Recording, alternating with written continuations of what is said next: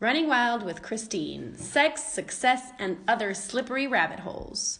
Episode 4, Do you even have any friends that you haven't slept with? On friendships and social contracts.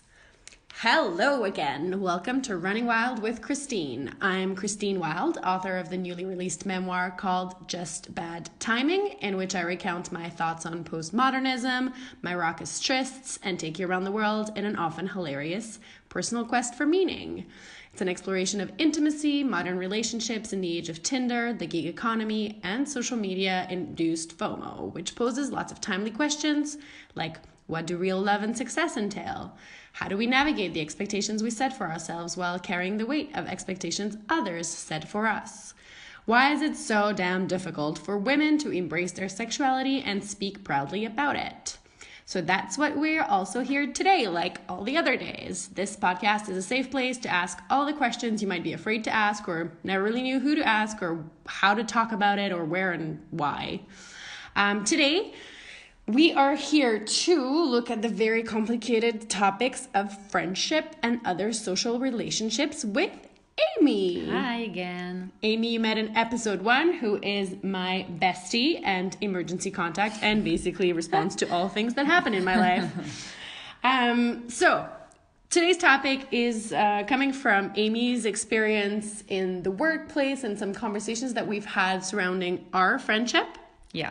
And so we want to take you on a little tour of our relationships and our sort of like biggest frustrations around them. Keep in mind that we are born women who identify as women and live in a very heteronormative world within our circles. True. So whatever we may say today is influenced by that. So if you don't live in the same circles as we do, or if we're not addressing you, it's not because we don't think it's important. It's just because, well, that's not our firsthand experience. So if you want to talk about it, get in touch and let's get that other conversation going. Please feel free to share. Cool. So, female friendships. Wow, what a tough topic. I mean, Amy and I have been friends, to preface this, for 12 years. Yeah, I guess. And, I mean, bumps on the road there were. Yeah. Years where we didn't speak so much, we really indeed like each other at the very beginning. So I met Amy in high school. And Amy's one of these, like, really pretty girls. Like, really, really pretty. She knows it. And so when it's not true.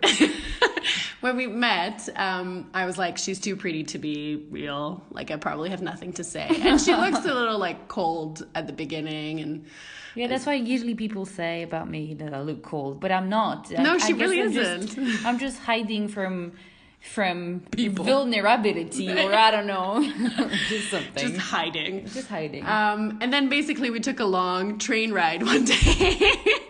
And Amy was wearing flats, and it was a particularly warm summer day. And for anyone who's ever owned flats, this won't be surprising. But her feet really fucking stank when she took off her shoes. It's not true again, but okay. She's happy with that version, so it's fine. What do you mean it's not true? Okay, go ahead. It was anyway, so that was my one flaw. I needed to be like, okay, I can be friends with this girl. She isn't as perfect as she looks. Yay, let's join our stinky people group or whatever. I just remember you with your short hair colored with really pinkish orange. And you had this really gypsy style with big trousers and loosey t-shirts. God. I mean, I don't know. I mean, for me, she's just... what kind of musician is that? Like, who's that girl? Yeah, we did. The kind of girl you could see, I mean, walking barefoot in high school. I was like, who does that? I wasn't one for social rules in high school, still am not, but I guess I fit into society a little better now. But essentially, we've been able to be friends, even though being very different for a long time. But that's because we realized we're actually really similar on a lot of things. Yeah. And like that kind of female friendship is so needed in this world, but it's so hard to come by. It is true. Maybe it's because we were as well not teenager, but like away from all the economic, competition and things. I mean, our main aim was to get this high school diploma, so we weren't really competitive in any way, shape, or form. We weren't even in the same class, so we had like no way of knowing what your grades were or what like. But I don't know what you think, guys, but when you turn 30, or I mean when you're in your late 20s. Yeah, late 20s. How do you build a female relationship? How does it work? Between women, I mean, how do you do it? Because it's so difficult because, I mean, firstly, it's difficult to make friends when you enter the workplace because all you do is fucking work. So unless you live in the same town you always lived in and you have like your high school friends or your university friends if you went to university, like basically the only social interaction you have is at work. Yeah. And like for me, I know you have the same experience because we talked about it, but a lot of corporate work environments are male dominated. True.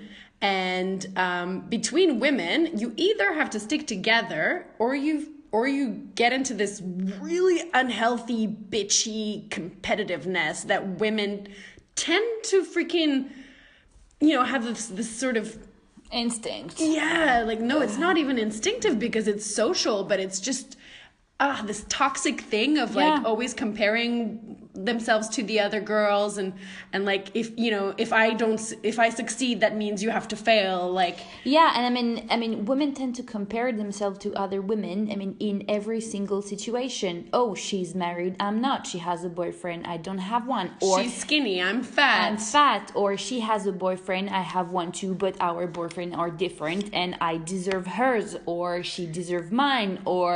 And then you become jealous, or she has curly hair and I have straight hair and I want curly hair, or she's blonde and I'm a brunette, and like who even cares about brunettes? Oh yeah, it's the competition and the jealousy is so pervasive, and I think like there was that meme on the internet for a long time that was like we should all be more supportive, sort of like drunk girls in club bathrooms. And they're like, honey, you can do this. He's an asshole. Like we're never more loving than when we're like in a women's bathroom in a club, super hammered.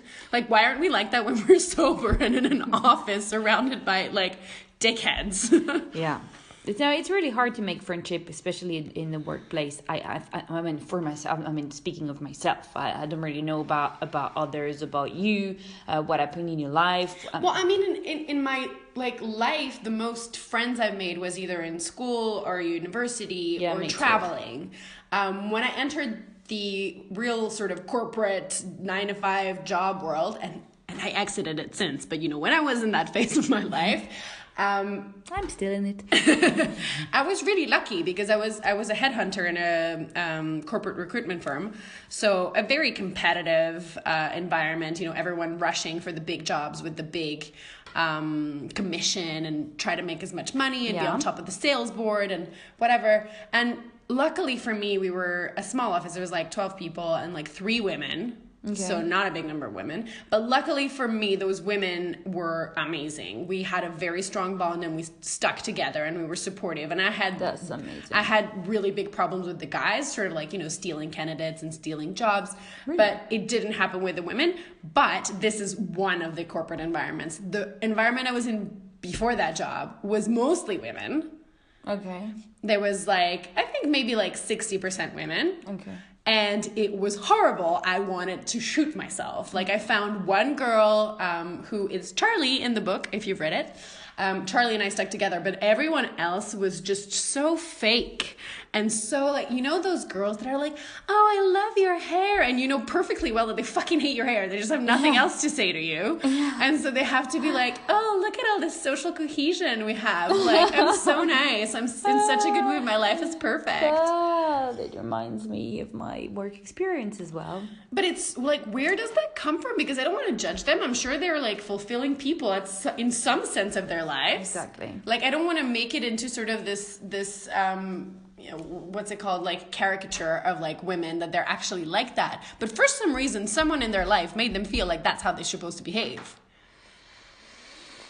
I don't know whether someone made them feel they should behave like this or it's just something, I don't know. I mean, I don't know how to call that something that society pressure, and that's how society built women as well. I mean, since the very little childhood. We were talking a little bit of it in the first episode about women characters in book. Yeah. All they say is, hello, hi, can I fix you up at dinner? And there's no opinions. They don't exist. Or they're here to help the main character or the hero to achieve something, but they're just, they're conditioned. not. Yeah, they're conditioned. And especially in magazines, they should be, they're all photoshopped.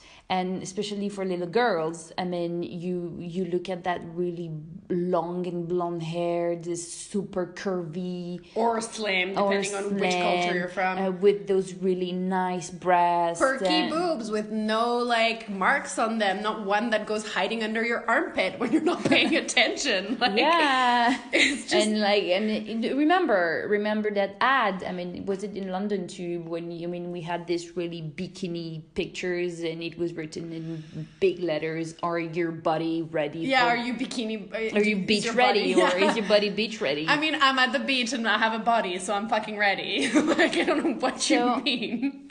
So I don't know, but it's true that women tend to compare with each other all the time. And we forget that there's room for all of us. It's not like if one of us succeeds, the other one have to be at the bottom. One of my friends that...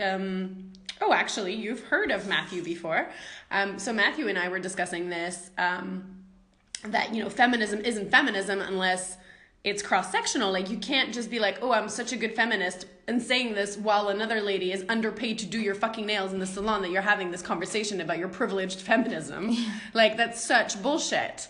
And so I think that applies at every single level. Of course, we can't, talk about all of them in one episode, but that... solidarity that dudes tend to have. I don't know if it's because I don't know why they have more team sports, or... But I'm really jealous about it, and this is why, honestly, I had many male friends. And my crew, they were men. Yes, me too. Yeah, you too.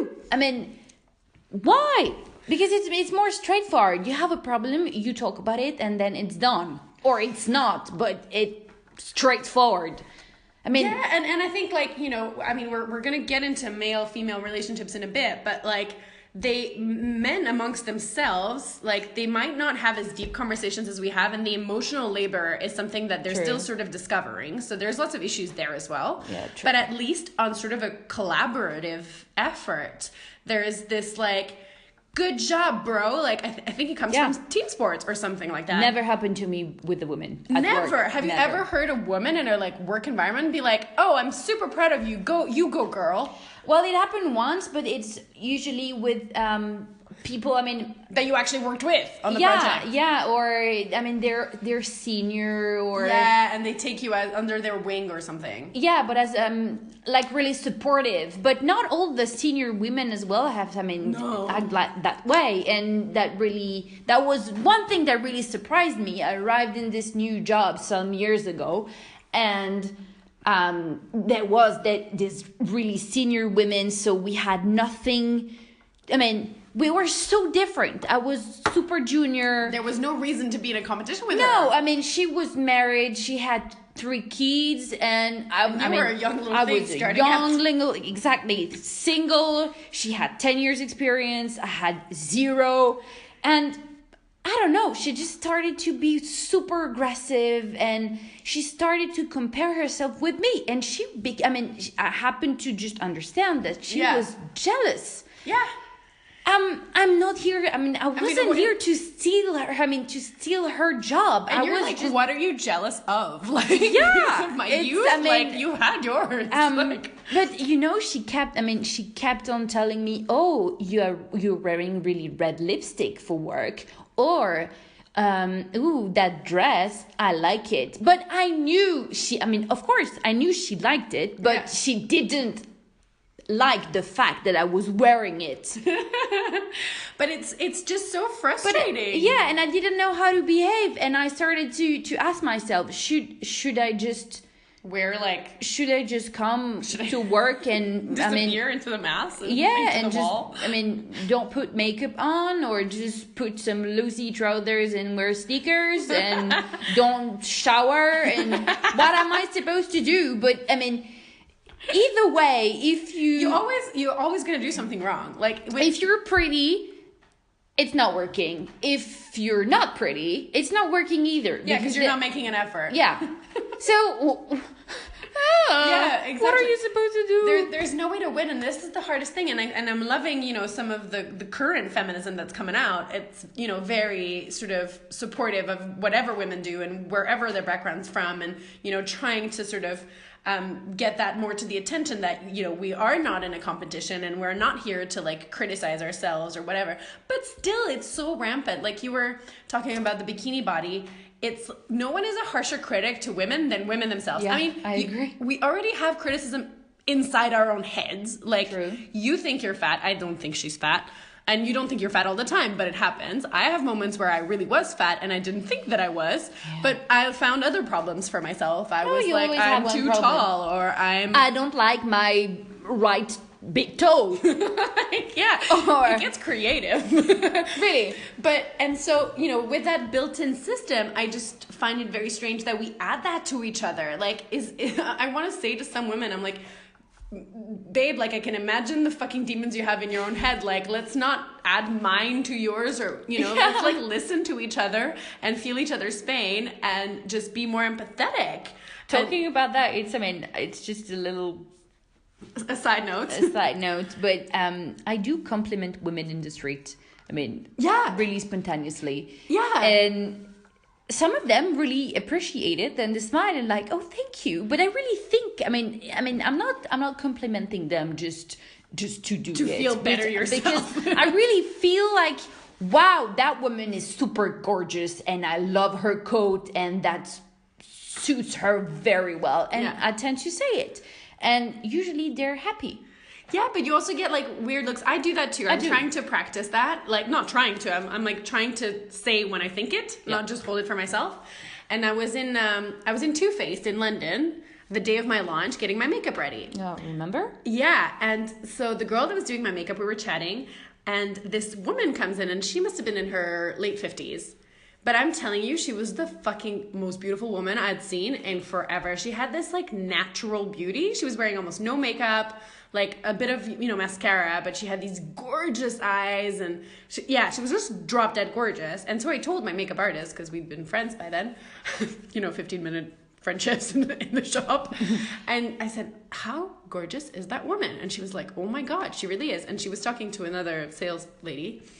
And when she walked past us, looking at my makeup, because she was giving me like the full sort of red carpet look, we actually stopped and told her, we're like, by the way, we think you're really beautiful. And she was like, thanks. It was so uncomfortable. Really? And like sort of like ran away. And we were like, but she's so fucking pretty. Like, and there was no incentive to, like, we weren't trying to achieve anything with that. But I was like, why do we feel uncomfortable? I don't know. When someone gives us free compliments. Like, and I think it comes back to now male and female relationship in a obviously heteronormative spectrum, but you're expected as a woman, I don't know about you, but if a guy gives me a compliment, you're always sort of waiting for the other shoe to drop. You're like, what do I owe you now that you've been nice to me? It's true. What are you expecting? True. I think we're very hard on ourselves. Yes. When women are complimenting me, for example, I don't know. I don't know where to hide. Honestly, if I could disappear, I would do it.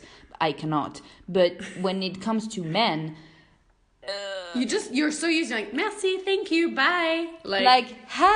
It's not true. I know you say that because you want something else, but maybe not, maybe yes, but I absolutely don't know what to do with it. But this is the thing, like, and I think that with women, I think the women between women, the friendship issue is like the jealousy and the comparison. Now, male and female relationships in a social sort of conduct theme, it's like you're always, there's always this seduction undertone. And like, even in the most professional of places, like, Amy sent me this article yesterday about this woman who wrote about the fact that being pretty wasn't practical, as many freaking magazines would have you think. Very controversial article though, but yeah. Yeah, but because she was saying that whenever she got a job, it was because the recruiter was a man. because women would sort of like automatically dismiss her because of some kind of like deep down inadequacy feeling. Now, this is the controversial part. However, the fact that I know for a fact that if I need something from someone, if I need a job, if I'm at the hotel lobby and I need to ask for a favor from the receptionist. Who are you gonna ask to? If you're at the airport and your luggage is 2 kilos too heavy, you go to the dude and you bat your eyelashes and you go, excuse me, please, and you hope that he isn't gay, because then you're just as screwed as if it was a woman. But, you know, it's just all of that undertone of seduction is just everywhere. True.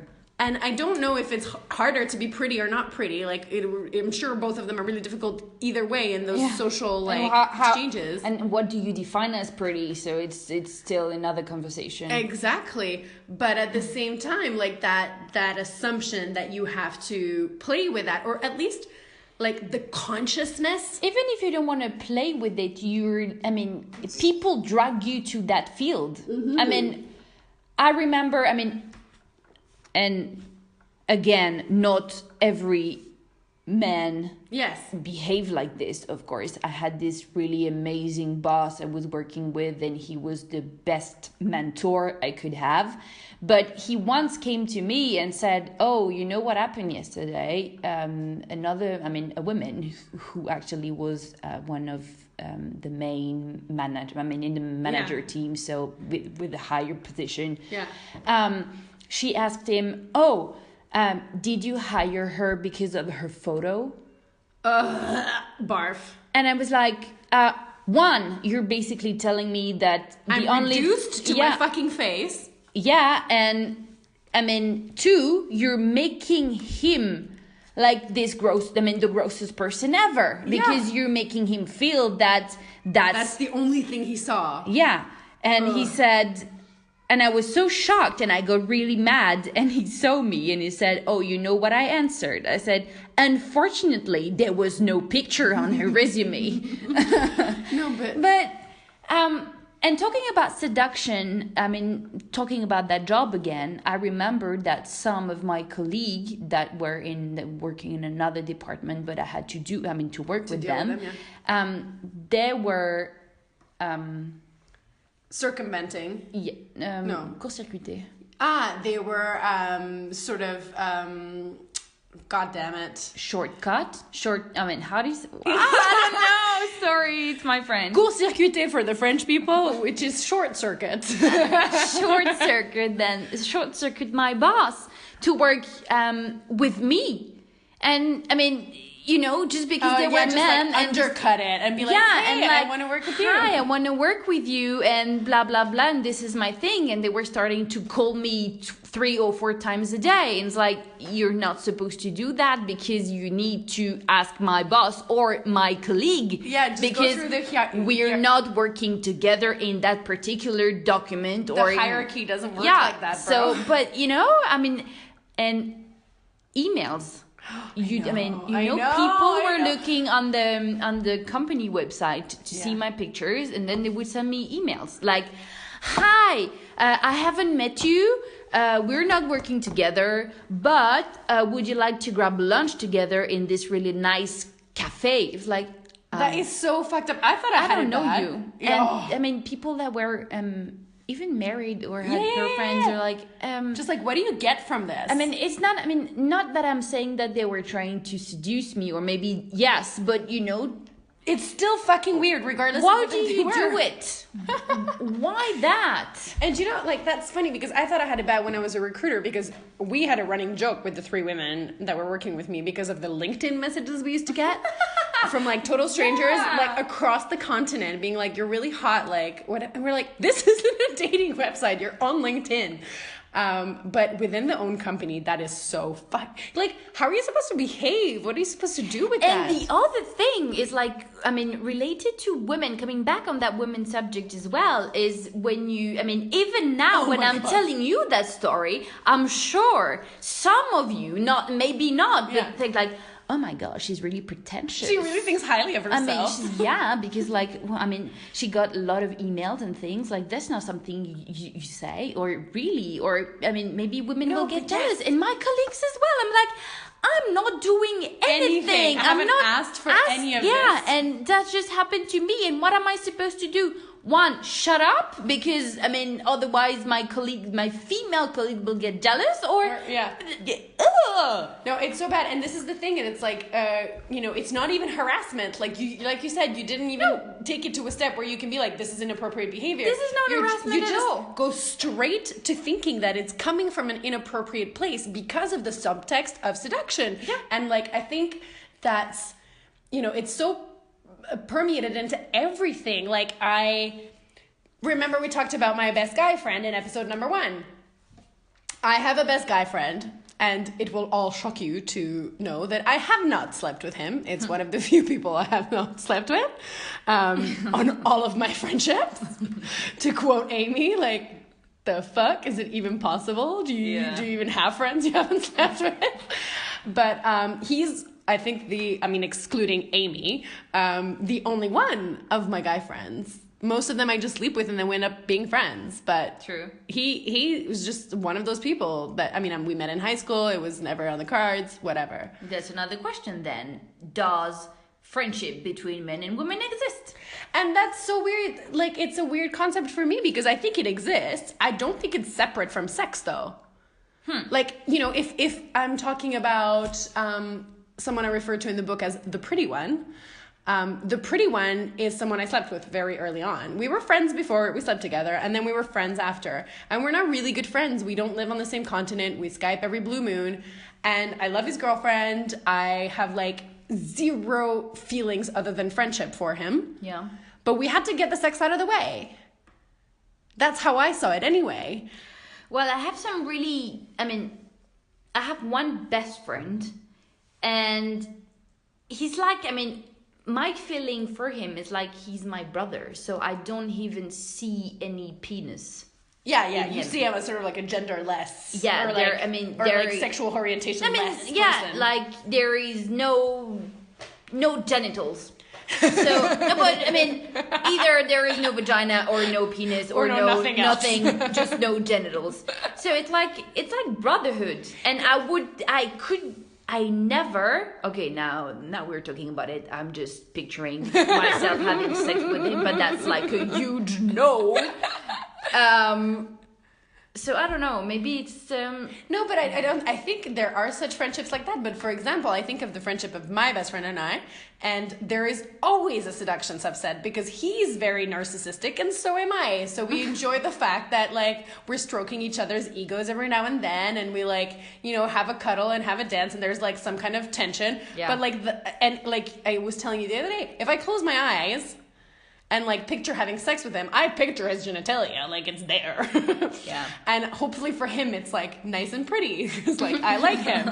But at the same time, I cannot picture myself making out with him. Like literally taking his face into my hands and like giving him a French kiss. I'm like, that is so fucking weird. Like for me, that's more serious than actually sleeping with him.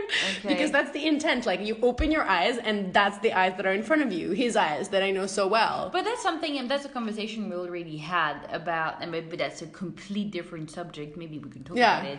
It's about sexuality and feeling, and you were more, you always were and are more comfortable with sex, simply sex than for sex, cuddling, and than sex. And I cannot understand it.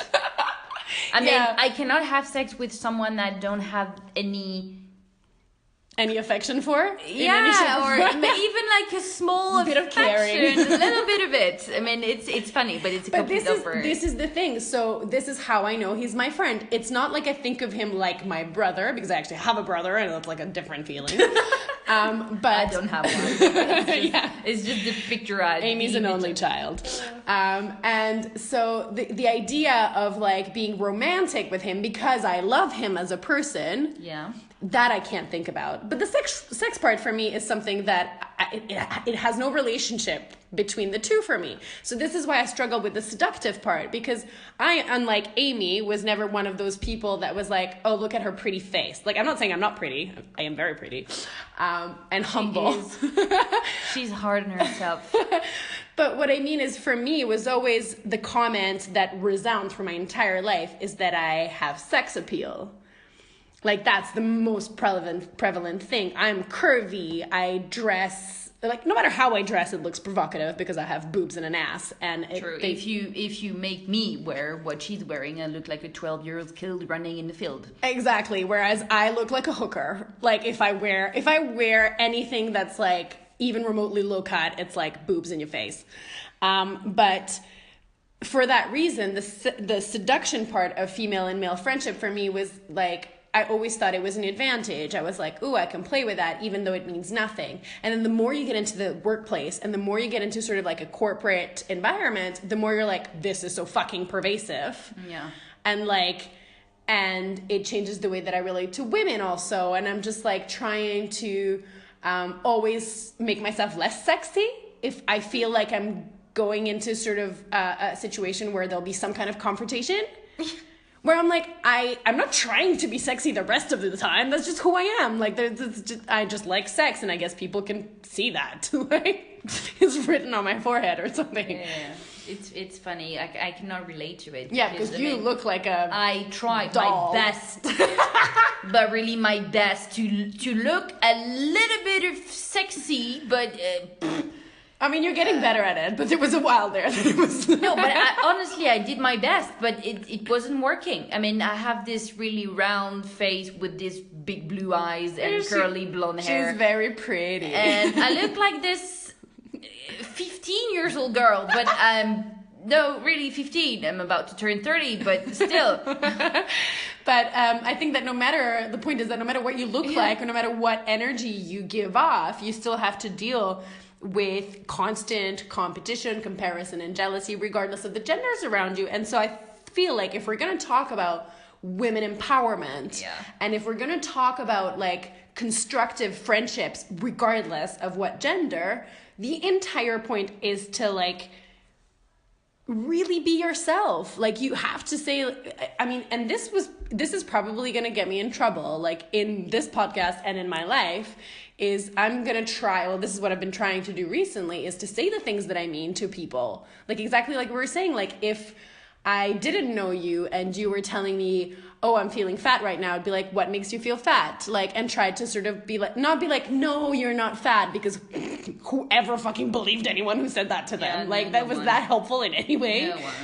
So, like, as much as I don't think you're fat, when you told me you got a personal trainer, I was like, oh, what's it for? What's your aim? What's your goal? And obviously, if it's unhealthy, we should address it. But if it's just to make you feel fucking better, then go for it. Yeah. Like, whatever that is. And I think that applies to whatever is on someone's mind. Like, just stop being hard. I mean, try not to be hard on yourself and not hard on others. Yeah, be gentle with yourself and be gentle to others, even especially those who least deserve it. Yeah. Like, you know those bitches you hate from high school? Try not to be a bitch back. Like, it's just a simple little rule. Yeah, and I'm sure they do have a lot of issues as well. I mean, everyone has. No, and that's probably why you thought of them as crazy bitches, is because, like, instead of showing you their, like, weak spots, they put up this front and they just deflect. I did that. Like, I'm not saying this is not something we all do at some point in our lives, but, like, there is no way that we're going to function as a society with all the shit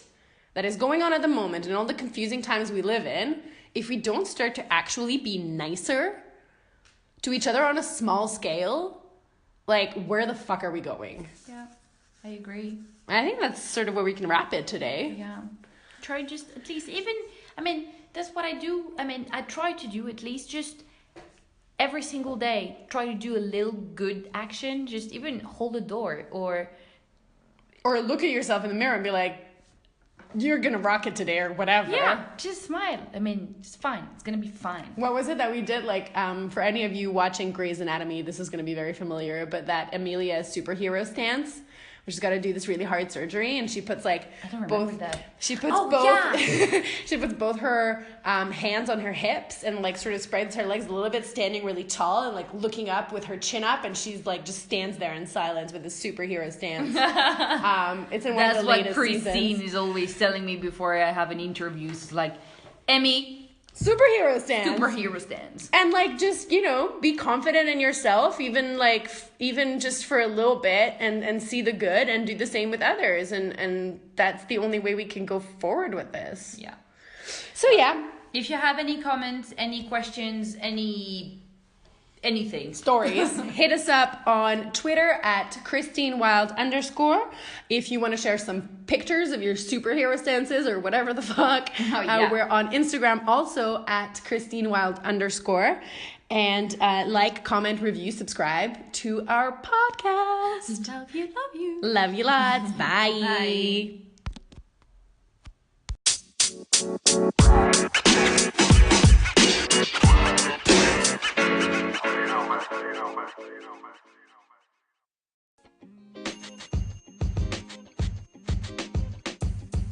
The podcast you just heard was recorded with Anchor. If you want to make your own, download the Android or iOS app completely free from anchor.fm/podcast. That's anchor.fm/podcast.